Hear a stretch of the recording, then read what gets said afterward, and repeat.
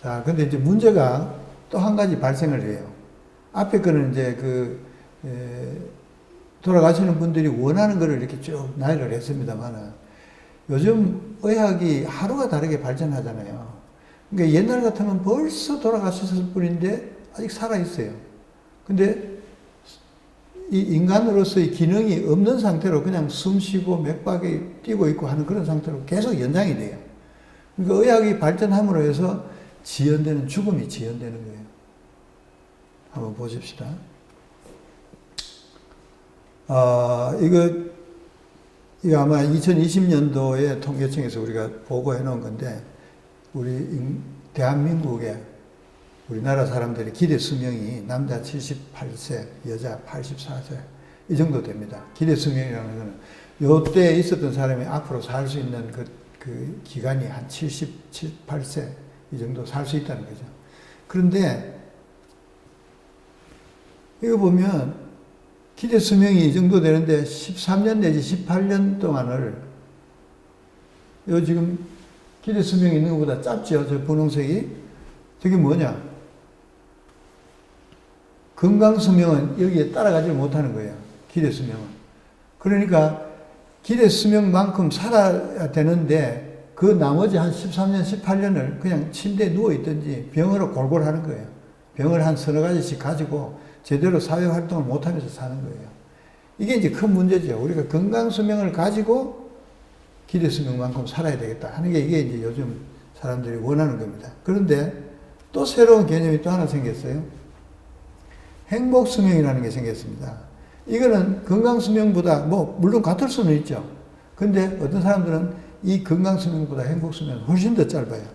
이 행복 수명은 뭐냐 하면 건강해야 되겠다. 신체적으로, 정신적으로 건강해야 되겠다. 이건 물론이겠고, 경제적으로도 문제가 없고 안정이 돼야 되겠다. 또 내가 여가 생활을 하면서 충분히 지내야 되겠다. 친구도 만나고, 가족들과도 유대감을 잘 가지고 살아야 되겠다. 사회적으로도 내가 과거에 하던 역할을 해가면서 그렇게 살아야 되겠다. 이런 모든 것을 할 수 있는 그런 수명을 행복 수명이라고 그랬어요. 그런데 이 행복 수명은 기대 수명보다도 건강 수명보다도 훨씬 짧은 거예요.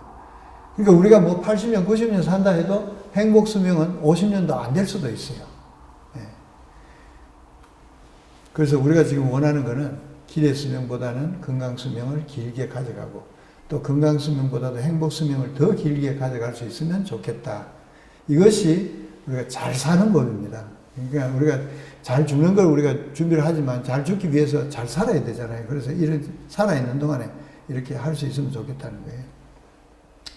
사람이 태어나서 죽을 때까지 이렇게 보면요, 어릴 때 네 발로 기어 다니다가 이렇게 이제 점점 청년이 돼서 결혼하고 직장에서도 아주 일을 열심히 해서 상위에 올라가서 일을 하다가 어느 정도 올라가고 나면 그 다음에 내려와야 돼요. 그럼 자기 일을 밑에 사람들한테 맡겨야 되고, 그 다음에 몸도 말을 안 듣고 하니까 점점 내려옵니다. 그래서 마지막에 이제 다시 침대에 눕든지 해서 돌아가시게 되는데, 그렇게 이렇게 등산하듯이 올라갔다 내려오는데, 이 정상에 올라갔을 때까지는 그래도 열심히 올라갈 수 있어요. 주로 사고 나는 것이 등산에서 사고 나는 하산 때 사고가 나잖아요. 그래서 정상에서 내려오는 것, 이 연습을 해야 된다는 거죠. 이 연습이 well aging, well dying입니다. 예. 근데 여기 보시면 아까 우리 기대 수명이 있었는데, 사실 우리나라 이조 시대 때 왕들 3, 40 그때 다 돌아가셨잖아요. 그리고 우리가 이제 1950년대, 60년대 그때 해봐야 평균 수명이 아마 50대 후반이나 그 정도밖에 안 됐을 거예요. 근데 어느 날 갑자기 이게 70, 80 된단 말이죠. 우리나라가 조금 있으면 한 20, 30년 내로 세계에서 평균 수명이 제일 긴 나라가 될 가능성이 많아요.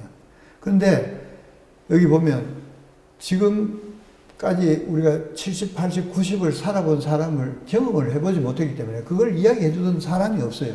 그러니까 하산할 때 어떻게 하산하면 좋다는 걸 이야기해 준 사람이 없단 말이죠. 가본 사람이 없으니까 그 가봤던 그 경험을 이야기해 줄 사람이 없는 겁니다. 그래서 어떤 사람은 한 20년, 어떤 사람은 10년, 어떤 사람은 30년 너머를 더 살아야 되는데 이거 지금 이야기해 주는 사람이 없다는 겁니다. 그래서 이게 정상에서 안전하게 내려오기 위한 노력을 어떻게 하면 할 수 있을까? 이 그림을 보시면 이 벤치에 한 노인이 이렇게 앉아서 멀리를 보고 있습니다. 근데 무슨 생각을 하고 있을까요?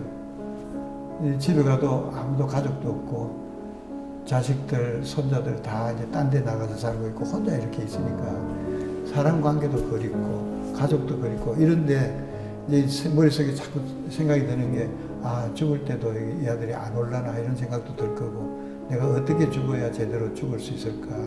근데 이제 그런 생각을 이제 하는 거예요. 근데 이때 되면 벌써 늦어요. 저렇게 애들 다 출가시키고 뭐 이렇게 하면 벌써 늦다는 거예요. 그 살아있는 왕성한 활동을 하는 그 사이에 자기가 할 일도 하지만은 앞으로 되어질 죽음을 맞이하는 그런 작업을 시작하고 있어야 된다는 거죠. 그래서 이제 그 앉아있는 노인이 생각하는 거는 경험하지 못한 일에 대한 두려움을 가지고 있고 또 본인이 평소에 그런 걸 안 해봤기 때문에 스스로 택한 길입니다. 웰리빙. 준비되지 못한 죽음. 웰다잉을 못하는 거예요. 네. 그래서 이게 이제 지금 아까도 나왔지만 그 죽어가는 사람들이 그 요구 중에 하나가 통증을 없이 해달라는 거잖아요. 그 통증이 육체적인 통증 또는 경제적인 문제, 통증, 사회적인 문제 혹은 정신적인 문제 또 영적인 문제까지 이런 문제들을 해결해 줄 수 있는 것을 평소에 해가야 된다는 거예요. 죽음을 앞두고. 그러니까 건강하게 육체적인 통증을 없애려고 하면 건강하게 우선 살아야 돼요. 대부분의 사람들이 50, 60 되면 이제 그때 너무 무리하게 몸을 써가지고 허리가 아프다, 척추가 아프다, 무릎이 아프다 뭐 이러고 또 술을 많이 먹고 해가지고 간이 나빠지니까 또 거기에 대한 병이 생기고 콩팥에 병이 생기고 다 이렇게 오는 거예요. 그 평소에 쭉 해왔기 때문에 그게 생기는 거예요. 그 다음에 또 이 경제적인 문제도 우리가 돈을 잘 벌고 할 때 그때 노후를 생각해서 이 돈을 어떻게 할지를 운용을 잘 해야 된다는 거죠. 그리고 영적 고통도 그때 가가지고 내가 어떻게 뭐 그런 사람들 많거든요. 내가 죽기 전에 뭐 예수 믿으면 안 되겠나 이런 사람들 많아요. 그리고 실제로도 뭐 보면은 예수님이 이렇게 십자가에 못 박혔을 때 오른쪽 왼쪽에 있던 강도 중에 한 사람은 그 마지막 순간에 회개를 해가지고 구원을 받았단 말이죠. 그 이야기 하면서 나 마지막에 내 시큰 내 마음대로 살다가 그렇게 가겠다는데 사람이 이제 그런 순간을 주지를 않는다는 거죠. 그래서 영적 고통 이거를 위해서 평소부터 많은 준비를 해와야 된다는 겁니다. 이런 것들을 준비를 해가는 과정이 웰 에이징, 웰 리빙이 되겠습니다. 저 고통에 대한 문제는 여기 표에 다음 표가 두 개 잘 나와 있습니다. 이게 보면 OECD 국가별 마약성 진통제 사용 현황입니다. 여기 보시면 저쪽 오른쪽에 있는 것이 OECD 평균입니다. 저 가운데 점이. 저 정도를 OECD가 평균적으로 사용하고 있어요. 연간에 한 사람당. 그런데 한국은 보면 저 밑에 가 있습니다. 요 슬라이드만 보면 어떻습니까? 한국이 정말 마약성 진통제 많이 안 쓰고 잘하고 있구나. 이렇게 아마 생각이 들 수가 있습니다. 그런데 그 다음 슬라이드 보시면 이거는 OECD 국가별 마약성 진통제의 압수량입니다. 압수했다는 말은 비정상적으로 사용해가지고 이게 그러니까 뭐 마약을 밀수했다든지 안 그러면 병원에서 마약을 잘못 처방을 하든지 과잉 처방을 하든지 해서 딴 사람이 쓴다는 거예요. 그 숫자를 보면 아까하고 전혀 다르게 한국이 저 밑에 있었는데 1위로 왔어요. OECD 평균보다도 훨씬 더 많아요. 이 말은 뭐냐? 마약을 써야 될 때 쓰지 못하고 엉뚱한데 다른 짓 한다고 쓴다는 거예요. 그러니까 정작 마약을 주사 맞고 먹고 해야 될 환자들은 안 쓰고 있는 거예요.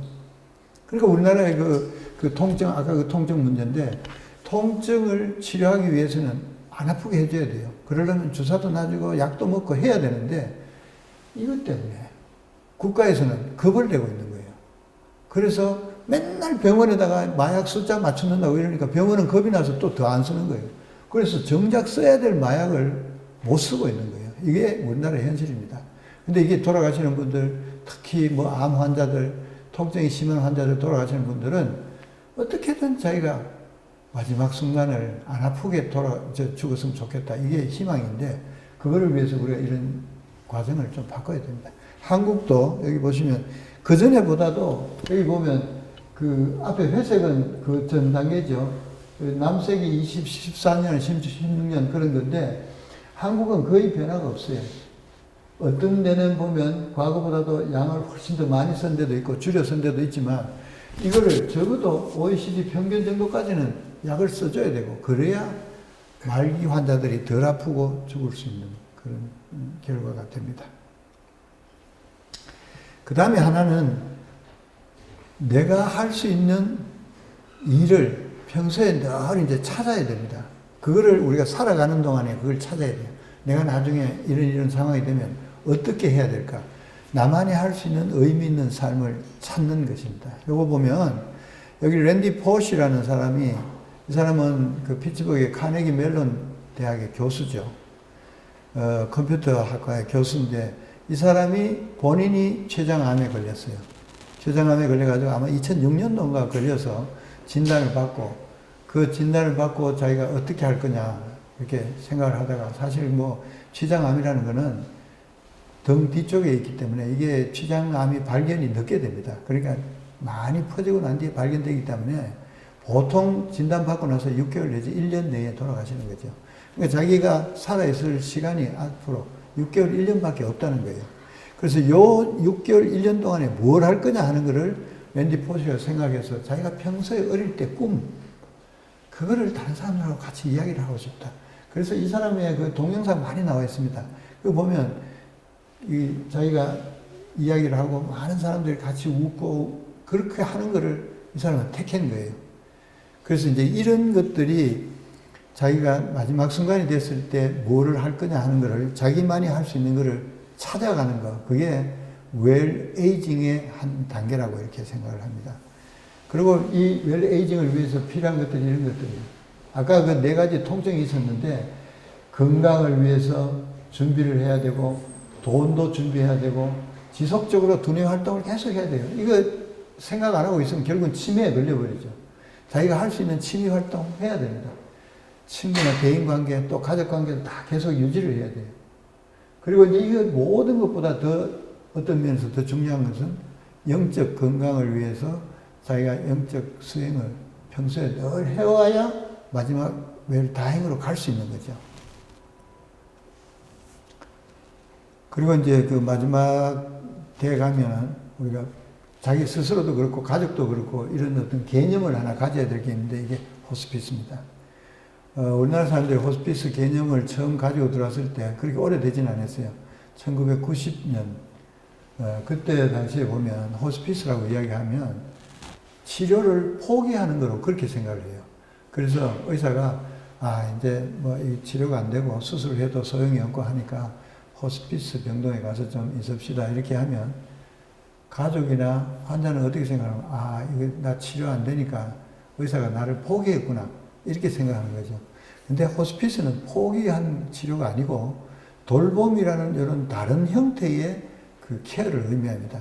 그래서 환자를 돌아가실 때까지 무리한 치료를 하지 않고 편안하게 돌아가실 수 있도록 이렇게 돌봐주는 그런 겁니다. 그래서 거기에 아까 또 나오죠. 또 신체적인 통증, 사회적인 통증, 영적 통증, 정서적인 통증 이런 것들을 해결해 줄 수 있는 그런 과정들을 팀 어프로치를 해가지고 치료하는 것이 이게 호스피스입니다. 그래서 이 호스피스에 대한 개념을 확실히 갖고 있으면 우리가 이런 상황이 됐을 때 가족이나 본인이 나 호스피스 들어갈 수 있다고 이야기를 줄 수 있는 거죠. 그래서 여기에 대한 개념을 분명히 해야 된다는 겁니다. 그래서 이렇게 자꾸 우리 의학이 발전돼서 환자 생명이 점점 늘어나면서 연명 치료에 대한 사회적인 문제가 굉장히 크게 대두되고 있습니다. 그래서 의학 발전이 과연 이 병을 완치시킬 수 있느냐? 안 그러면 연장만 하는 거냐? 그렇게 연장했을 때 삶의 질은 어느 게 낫느냐? 이거에 대한 스스로의 판단을 할 수 있어야 됩니다. 그리고 이렇게 자꾸 연장을 하다 보니까 기계에 의한 연장이 많거든요. 그러다 보니까 임종의 장소가 자기 집이 안 되고 병원이 될 수도 있습니다. 어쩔 수 없이. 근데 실제로는 우리나라 사람들이 초기에는 우리나라 사람도 그렇고 일본 사람들도 그렇고 외국 사람도 그렇고 집에서 죽기를 많이 원했어요. 이게 우리나라 같은 온도라서 일본 사람들 다다미 방에서 죽고 싶다 그랬어요. 근데 이제 시간이 갈수록 이게 핵가족이 되니까 어떤 문제가 생기냐면 자기가 이 자다가 죽어도 몰라요. 가족이 없어. 자기 집에 옆에 가족이 아무도 없어. 모른단 말이죠. 그러니까 이게 이제 죽을 임시가 되면 불안한 거예요. 내가 여기 있으면 혼자 아무도 없는 데서 죽겠다. 병원을 입원하고 싶어 하는 거예요. 그래서 요즘은 자꾸 병원에서 입원해서 병원에서 죽겠다는 사람이 숫자가 많아집니다. 근데 바람직한 거는 어떠냐? 가족들하고 같이 있으면서 마지막을 맞이하려고 그러면 집에서 돌아가시는 게 이게 좋다는 거죠. 그리고 이제 조금 우리가 개념을 붙일 때, 연명치료를 할 거냐? 안 그러면 완화 의료에 마지막을 맡길 거냐? 이거에 대한 개념을 정리를 해야 된다는 거죠. 이 슬라이드가 좀 복잡합니다만 굉장히 중요한 내용들이 여기 다 들어있습니다. 두 번째 보면은 심장사, 자연사라는 게 있어요. 우리가 옛날에는 요 순간에 다 환자가 죽었다고 했어요. 지금 의학이 발전되지 않았을 때는 저기 보면 심장이 멎었다, 숨을 안 쉰다 하면 죽은 거예요.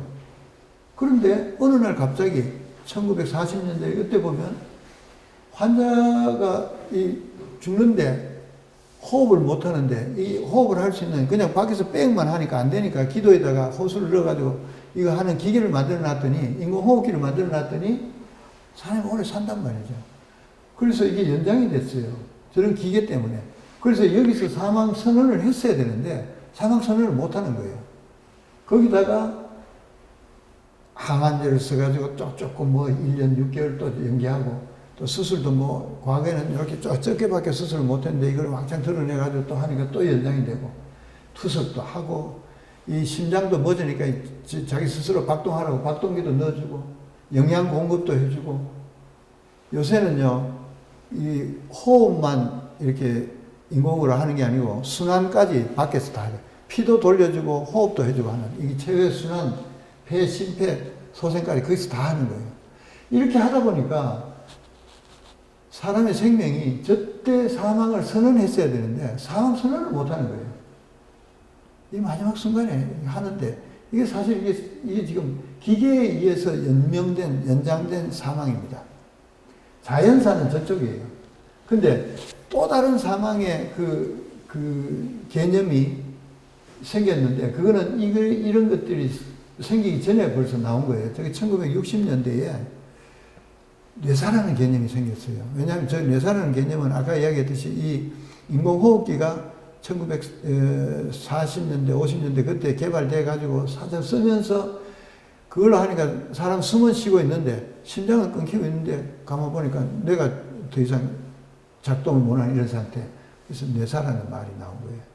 그래서 이 뇌사라는 그런 죽음에서는 어떤 사람은 숨도 끊기고 심장도 끊기고 바로 그냥 순간적으로 심폐 정지 이렇게 돼버리는데 어떤 경우에는 보니까 심장은 계속 뛰고 있고 한 2, 3일 뛰고 길게는 일주일 뜁니다. 이게 계속 자연적인 오토노믹 그 펑션이에요. 계속 뛰고 있고 호흡은 안 돼요. 이 머리에 모든 기능이 없으니까 호흡 중추가 다 죽었으니까 그런 상태로 있으니까 저기에서 이 의학자들이 개념을 가진 것이 저 뇌사를 저때 사망이라고 판정을 하면 심장이 뛰고 있는 동안에 장기를 적출할 수 있겠다. 그래서 이게 필요한 사람한테 이식해 줄 수 있겠다.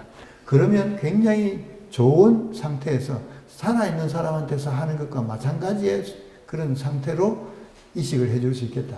그래서 저 뇌사라는 개념이 60년대에 개발이 되고 저걸로 해서 장기 이식을 하게 된 겁니다. 그래서 여기서 보면 이런 이제 심장사, 자연사에 죽을 수밖에 없는 그런 상태에 됐었는데 이렇게 자꾸 연장이 되는데 이거 보면 도저히 안 되겠다. 좀 중지하자. 연명치료 중단해달라는 말도 나오고 아예 요즘은 우리가 몇 년 전에부터 그거 했죠. 연명치료 유보하는 게 있습니다. 하지 말라는 게 있어요. 내가 변호사나 가족들한테 이야기를 해가지고 내가 이런 상태가 되면 이런 치료를 하지 말게 해달라. 아예 시작을 못하게 하는 겁니다. 그리고 이제 요즘 이제 조금씩 이야기가 나오고 있습니다. 이렇게 해도 너무 환자가 이제 돌아가시지는 않고 계속 시간을 잡고 가고 하니까 좀 존엄하게 더 이상 이게 사람이 사는 게 아니다. 존엄하게 죽도록 해달라. 그래서 존엄사 또는 심하게는 안락사까지 지금 이야기가 나오고 있는 겁니다. 그래서 지금 이렇게 아까 톱니바퀴가 길게 지나갔는데 이렇게 지연되는 죽음으로 해서 우리가 가능해진 생의 마지막에 선택이 있을 수가 있습니다. 그게 생명 나눔인데 여기 한번 보실까요? 과거의 의료는 이게 분명했습니다. 분명하다기보다도 회생 가능한 그런 병이 있었고 또 이런 상태가 있었고 이쪽은 회생 불가능한 거예요. 이게 비교적 그 가운데가 분명했어요. 심장하고 폐가 멎어버리면 의사가 거기 선언하면 됩니다. 이 마사지 한 30분 하고 선언하면 사망하는 거예요. 그런데 요새 의료는 어떻습니까? 이 둘 사이에 회색지대가 생긴 거예요. 이게 죽은 건지 아직도 다시 살아날 수 있는 건지 이 회색지대가 생겼어요. 왜냐하면 앞에 그 많은 치료들이 있으니까 이걸 하고 있으니까 안 죽는 거예요. 그게 지금 현재 의료입니다. 그래서 저쪽을 위해서는 회생 가능한 환자를 위해서는 우리가 절대적인 치료를 합니다. 어떤 수단을 쓰더라도 살릴 수 있도록 해줘야 돼요. 회생 불가능하면 이건 중단을 해줘야 돼요. 그리고 우리가 좀 멀리서 이미 좀 젊었을 때나 자기 정신이 있을 때 연명 의료를 유보해달라는 그런 이 의사를 표현해 놓을 수 있어야 돼요. 이게 이제 우리가 병이 이렇게 진행되는 과정에서 우리가 할 수 있는 단계입니다. 근데 이제 이게 국가적으로 볼 때는 우리가 가지고 있는 건강보험이나 사회복지제도 이게 좀 더 강화시켜줘야 저 회생 가능한 환자를 회생시킬 수가 있어요. 정말로 살릴 수가 있어요. 더 많은 사람을. 가난한 사람도 살릴 수가 있어요. 그런데 돈 많은 사람만 저렇게 살려가면 안 되거든요. 똑같이 해줘야 돼요. 그리고 또 하나는 이쪽에 있는 회생 불가능한 사람을 또 그런 대로 존엄하게 어떻게 돌아가실 수 있도록 돌봐주려고 그러면 호스피스 제도가 돈을 드려야 돼요. 이 잘못하면 돈 있는 사람만 호스피스를 하면 안 된다는 거죠. 그래서 국가에서 해줘야 될 게 이 두 가지예요. 적극적으로 치료를 해주든지 호스피스 제도를 좀 더 강화를 해주든지 이런 두 가지를 통해서 우리가 의료를 진행을 시키는데 이렇게 죽음의 시간이 바뀜으로 해서 우리가 가능해진 게 이런 생명 나눔이라는 거죠.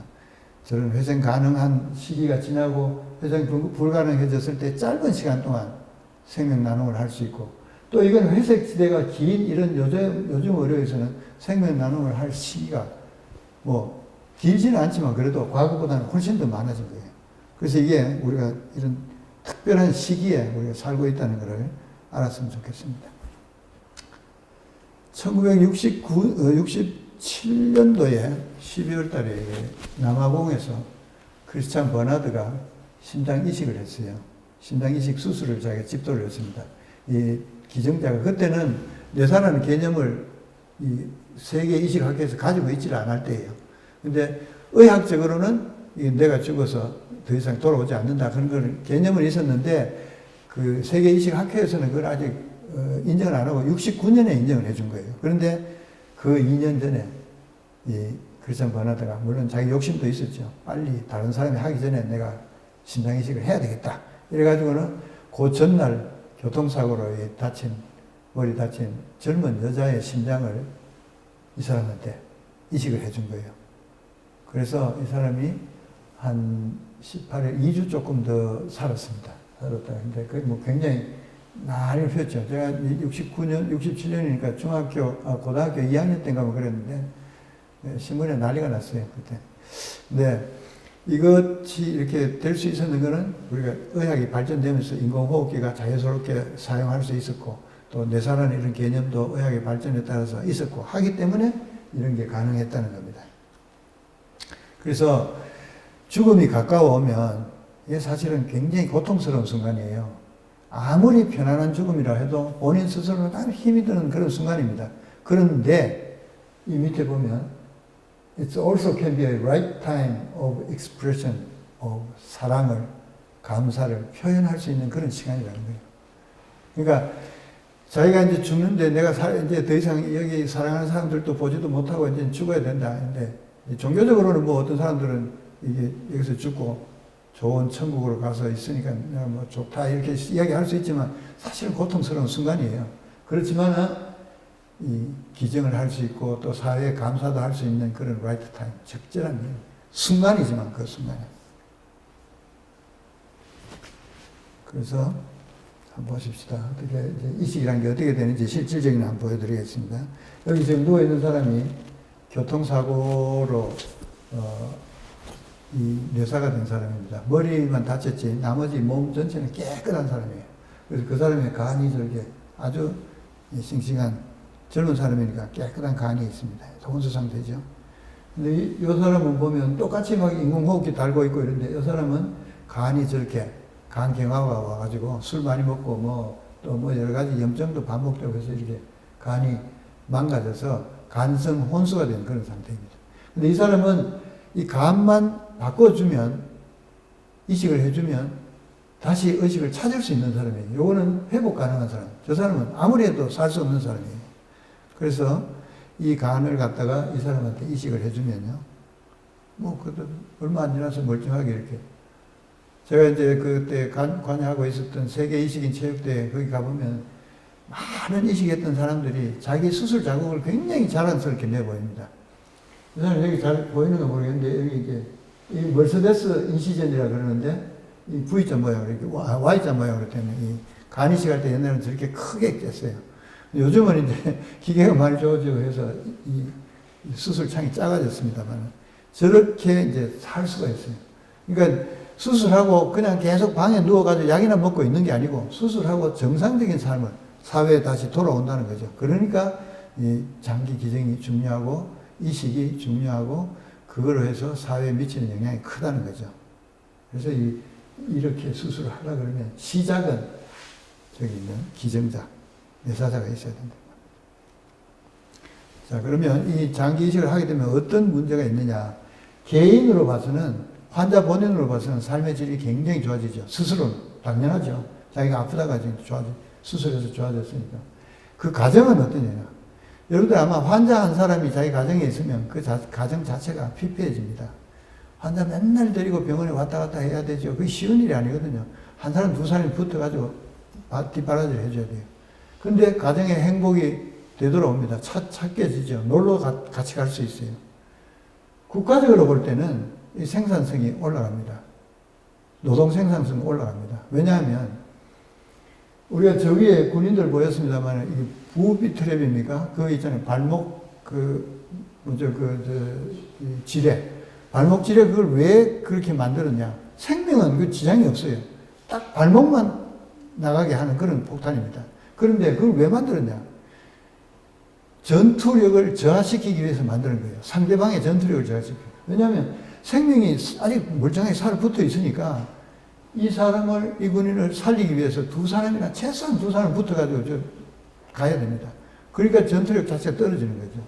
근데 이게 환자 마찬가지예요. 말기 환자가 있으면 두 사람, 세 사람이 그 가정이 다 붙어가 있어야 돼요. 생산성 있는 일을 할 수가 없습니다. 그래서 국가 생산성이 증가된다는 거고. 그 다음에 재정 건전성을 보면요. 국가 재정 건전성이 좋아집니다. 뭐 액수의 차이는 있을 수는 있어요. 우리 국가에서 1년에 그 예산이 뭐 몇백조 이러니까 몇천억 가지고 그 뭐 눈도 깜짝 안 할지 모르지만 사실은 우리가 투석 치료를, 신장 환자에서 투석 치료를 하는 거하고 이식했는 거하고 10년간 비교를 했더니 저렇게 1억 3,300, 9,700 상당히 많은 차이가 나죠. 저런 게 한 사람이 저러니까 뭐 100명, 200명 하게 되면 엄청난 차이가 날 거 아닙니까? 이런 것들이 이제 국가의 개인 가정에 다 도움이 되니까 장기 기증을 통한 생명 나눔을 통한 이식은 내셔널 프라이어리티다.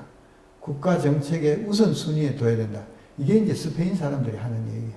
그래서 스페인은 굉장히 적극적으로 내사자가 생기면 국가 차원에서 이걸 해결을 하려고 합니다.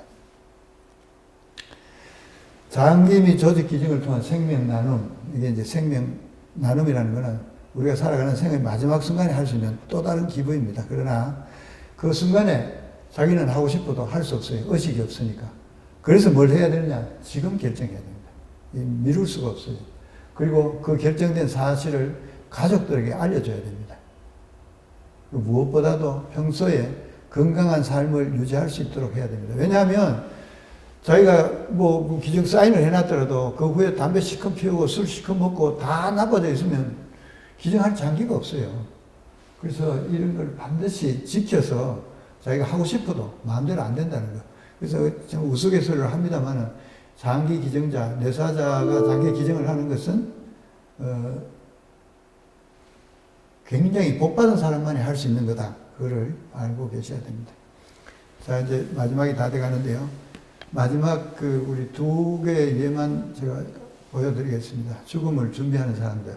이거 아마 KBS에서 가족끼리 왜 이래? 저거 오래됐죠. 2016년인가 언젠가 그때 했는 건데, 이 죽음을 앞둔 이 아버지가 자기 가족들이 전부 풍지박산이 돼가지고 각자 자기 생활을 하는데 협력이 안 돼요. 그러니까 아버지 말도 안 듣고 자기 하고 싶은 대로 다 하는 거예요. 그래서 이 아버지가 자기 자녀들하고 가족을 대상으로 해가지고 뭐 이혼 소송을 내듯이 이게 뭐 가족들을 상대로 소송을 냅니다. 그러면서 이런 대여섯 가지의 요구를 합니다. 뭐를 해달라. 아침도 같이 먹자. 나중에는 노래도 한번 같이, 노래방도 한번 같이 가자. 결혼 안 하려고 하는 딸은 선을 몇 번을 봐라. 하여튼 이런 조건을 붙여가지고 마지막에 아들, 딸들이 다 이제 다시 가정으로 다시 돌아오는 이런 이야기인데, 이 사람이 이제 시한부 인생을, 이제 자기 죽음을 알고 있으니까 그 인생이 끝나기 전에 이런 걸 한번 하겠다. 그래서 이건 죽음을 준비하는 이야기입니다. 근데 이게 이제, 이런 드라마를 통해서 우리가 웰다잉을 하기 위해서 필요한 것들을 이 드라마가 뭔가를 좀 보여주는 것 같은 그런 생각이 듭니다. 그 다음에 하나는 이 앵그리스트맨이라는 외국 영화인데요. 이게 이제 여기 지금 글에 나와 있습니다만은 이 주인공이 조울증을 앓고 있어요. 그리고 심장병이 있어. 근데 이 사람이 진료를 받으러 갔는데 그날 자기 주치의가 안 보고 조수가 이제 봤어요. 레지던트가 봤더니. 그런데 레지던트가 보니까 이 사람이 안 그래도 그날 아침에 병원에 오면서 막 차도 이렇게 접촉사고도 나고 이래가지고 신경질 나가지고 있는데, 보니까 자기 주치의도 없고 새파란 젊은 의사가 앉아가지고 이야기를 하니까 짜증을 내고 그러는 거예요. 그래서 진상을 부린 겁니다. 그러니까 이 젊은 의사가 한마디 탁 내뱉어 버린 거예요. 당신이 이제 90일밖에 못 살아. 이렇게 된 거예요. 그러니까 90일이 아니고, 그러니까 90분밖에 못 산다니까 이게 정신이 번쩍 들어가지고 어떻게 90분을 자기가 이제 걱정이 된 거예요. 내가 90분 동안 어떻게 할 거냐. 그래가지고 가족들이 다 이제 흩어졌는데 자기 동료에 가서 어떻게 하면 좋겠냐 물어보고는 가족들하고 다시 한번 리유니언을 해보자. 이래가지고 찾아다니는데 이미 가족들은 다 흩어져가지고 자기가 이런 상황을 이야기해도 듣지를 않는 겁니다. 근데 이제 과연 마지막에 어떻게 이 상황을 가족들이 해결을 하는지 거기에 대한 이야기들입니다. 요거를 이제 한번 집에 가셔가지고 이걸 한번 보면은 죽음을 준비하는 게 어떤 건가 좀 알 수 있으실 거예요. 그러면 마지막으로 우리 이제 오늘 전체 강의를 몇 장 슬라이드에 맺도록 하겠습니다. 제가 아까 소개해드렸던 책이 제목이 Facing Death, Finding Hope. 죽음 앞에서 발견하는 희망이라는 건데, 이게 언제 가능하냐. 여기 지금 보이는 이 장면이 거의 말기 환자들이 병원에 가서 누워있으면 이렇게 온갖 걸 다 갖다 놓고 온갖 기계를 다 갖다 놓고 그냥 복잡합니다. 근데 이 사실 정신이 멀쩡한 사람은 이런 상태에서 그 속에 있지를 못하죠. 의식이 없으니까 뭘 해도 그냥 있는데 사실 너무 복잡한 거예요.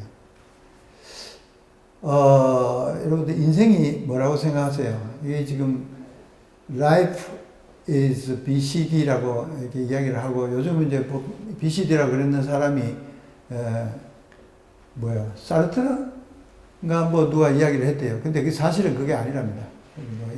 그냥 넘어오면서 그렇게 글을 쓴 사람이 그렇게 이야기를 했다는 건데, 어쨌든 인생이라는 거는 birth, 태어날 때부터 죽을 때까지 death, 이 사이의 모든 매 순간마다 우리가 어릴 때는 어릴 때대로, 나이 들어서는 나이 들어서대로 매 순간마다 모든 것을 선택하는 과정이다. 그 선택의 과정이 계속 되는 것이 인생이다. 이런 이야기죠. 근데 우리가 아까 이야기했던 웰 뭐라는 거예요. 이 전체가 웰 리빙입니다. 태어나서부터 죽을 때까지 웰리빙인데 이것은 내가 내 삶의 주인공일 때의 의미가 있는 것이지 내가 내 삶의 주인공이 아니고 다른 사람이 내 마음대로 해줄 때는 이건 웰리빙이 될 수가 없어요. 여러분들 뭐 누가 나서가지고 나는 저쪽으로 가고 싶은데 너 일로 가. 뭐 나는 밥을 요걸 먹고 싶은데 넌 이걸 먹어. 이건 자기가 자기 인생의 주인이 아니잖아요. 죽을 때도 마찬가지예요. 나는 지금 이제 뭐 이게 다 인공호흡기 뽑고 죽고 싶은데 계속 뽑아놓고 주사 주고 이렇게 하는 거. 이 자기가 결정하는 게 아니란 말이죠. 그래서 내 삶의 주인공이 내가 되기 위해서 부단히 평생을 초이사하는 거죠. 예. 그래서 태어날 때부터 웰리빙 우리가 뭐 잘 살기 위해서 얼마나 노력했어요. 그리고 나이 들면서 중년에 들어가면서 웰에이징이라는 이야기를 썼어요. 근데 이 웰에이징 때문에 요즘 나온 이야기가 안티에이징이에요. 이게 순수하게 조금 보면은 상당히 미용적이고 외적인 것만 신경을 쓴 게 안티에이징이에요. 그러기 위해서 뭐 이 유전 물질을 쓰고 그 다음에 뭐 여기 저 주름살도 펴게 하고 뭐 이 온갖 거를 늙지 않기 위해서 이렇게 한단 말이죠. 근데 그 안티에이징은 이 웰에이징에 반대되는 그런 개념은 아닙니다. 웰에이징이라는 건 자기 나이에 걸맞게 잘 살았다는 소리를 들을 수 있을 정도로 사회생활을 해야 되는 거예요. 가치 있는 삶을 살아야 되는 거죠. 그리고 웰다잉이 있습니다. 이렇게 살아와야 웰다잉이 가능해요. 그리고 이렇게 살아와야 웰다잉을 어떻게 해야 되겠다는 개념이 있는 거죠. 서게 되는 거죠. 그래서 여기 보시면 뭐 제가 몇 가지 써놨습니다. 물질적, 정신적 풍요를 누릴 수 있으면 다 누리고 이 소확행, 워라벨 이런 것들 전부 좀 이게 일본서 주로 이야기하던 이야기들 같은데요. 하여튼 어쨌든 저런 것들이 우리가 웰빙을 위해서 그동안 쭉 많이 쓰여져 왔어요. 삶의 질이라든지 복지라든지 이런 것들. 그리고 웰다잉을 하기 위해서 우리가 깨끗한 정신을 가지고 있을 때 이런 사전 의료 결정서도 작성을 하고 연명 의료 중단 결정도 하고 장기 기증 서약도 하고 재산 기부할 거 있으면 다 하고 할 거 다 하는 거예요. 그리고 요즘 뭐 우리나라 국토도 없어가지고 매장할 묘지할 자리도 없다는데 화장도 연을 하고 이렇게 하는 것이 좋습니다. 근데 이 사이에서 우리가 필요한 것은 웰에이징이 되기 위해서는 영적인 삶, 아까 이야기했던 똑같아요. 건강, 돈, 친구, 사회관계, 취미생활 또는 두뇌 활동 이런 것들을 꾸준히 계속해야 웰다잉을 할 수 있는 그런 상황이 됩니다. 그 전에 어디가 끊겨버리든지 이 중간에 몇 가지가 안 되면 아까 이야기했죠. 행복, 건강이 안 되면 웰다잉이 될 수가 없습니다. 예. 근데 다행인 것은 우리나라 사람들은 이 과거부터 이렇게 오복을 저렇게 했어요. 서경에 나오는 오복입니다. 목숨을 길게 오래 살았다. 혹은 뭐 돈이 많고 풍부하게 부하게 살았다. 건강하게 살았다. 유호덕이라고 그랬어요. 덕을 끼치면서 옆에 사람을 돌봐줘가면서 이렇게 살았다는 거죠. 유호덕. 그리고 고종명 그랬어요. 마지막 순간에 온갖 세상을 돌아다니면서 온갖 일을 하다가도 마지막 순간에 자기 집에 와서 자기 집 방바닥에서 누워서 집안에서 사람들이 보는 가운데서 자기 운명을 마지막을 마칠 수 있었다. 근데 이 마지막 두 개가 유호덕, 고종명 이것이 웰다잉으로 가는 웰에이징에서 웰다잉으로 가는 그 중요한 것들입니다. 그래서 우리나라 과거에 사는 사람들이 저렇게 살았으면 그때 이미 말을 웰다잉 뭐 안 했을 뿐이지 이거는 요즘 말을 만들어서 그렇지 다 한 거예요. 우리나라 사람들은. 여기다 더해서 뭐 있습니까? 우리나라 사람들 수의 있죠. 주머니 없잖아요. 수의에 주머니가 없습니다. 가지고 가지 말라는 거예요. 아예. 갖고 갈 필요도 없고 갖고 가봐야 어디 둘 데도 없으니까 주머니 안 만들었습니다. 외국에서 똑같은 개념을 네가 지금 가지고 있는 장기를 죽을 때 하늘에 갖고 올라가지 말라는 거죠. 왜냐하면 하나님은 그 장기가 여기 이 땅에서 다 쓰여질 때 요소 다 알고 있으니까 그걸 여기서 다 소모하고 가라는 거예요. 이거 갖고 천국에 가서 쓸 데가 없어요. 이미 차원이 다른 세계로 들어가는 거니까. 그래서 우리나라 사람들은 이미 이런 것들을 잘 수행을 하고 있습니다. 그런데 어떻게 된 일인지 장기 기증이 잘 안 돼요.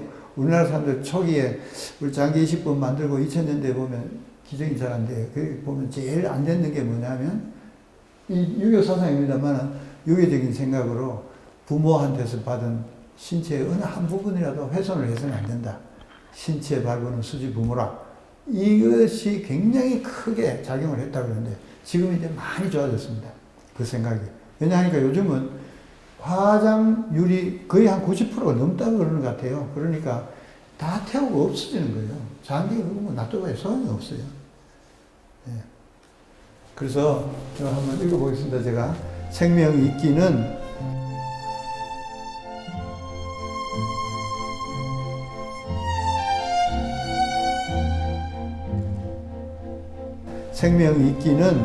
장기 기증을 통해서 소중한 생명을 이어가기 위한 희망의 씨앗을 뿌리는 기관입니다. 살아가는 동안에 웰리빙은 물론이고 생의 마지막 순간이 웰다잉이 되면 우리들이 살아가는 세상은 희망 사회가 될 수 있습니다.